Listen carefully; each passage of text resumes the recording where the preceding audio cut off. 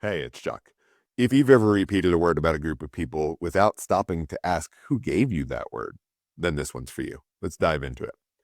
Language isn't just how we describe the world, it's how we're taught to see it. And when you're committed to misunderstanding the world, history and the world around you, words feel neutral. They feel descriptive or just accurate. But they're not.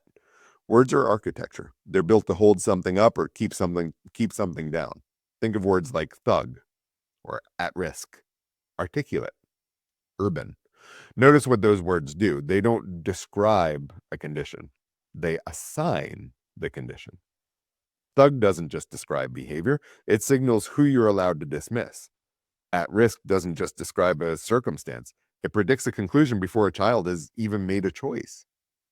Articulate, well, that's used as a compliment, but it implies that the speaker was surprised, that the baseline expectation was something much lower. And urban? That's rarely about geography. It's about signaling without saying. That's what coded language does. It lets the system speak without being accountable for what it's saying.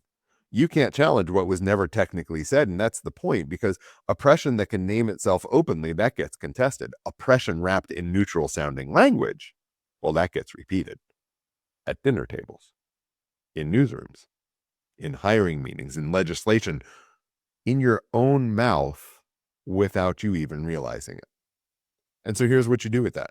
First, audit the words that you inherited, not the ones that feel obviously wrong. We know what those are, but the ones that feel completely normal.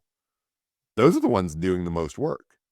Second, ask who the word serves. When a word consistently reduces or pathologizes or criminalizes a specific group, well, that's not coincidence. That's function.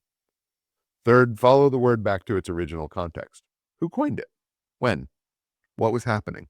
Language doesn't appear from nowhere. It gets manufactured for a purpose. Fourth, stop letting discomfort with political correctness be your reasoning for not examining this. Choosing more accurate language isn't about manners. It's about not being a tool that the system uses to repeat itself. Language is how oppression gets a second shift without even showing up on the clock. When you repeat the words without questioning them, you're not being neutral. You're doing the work for free.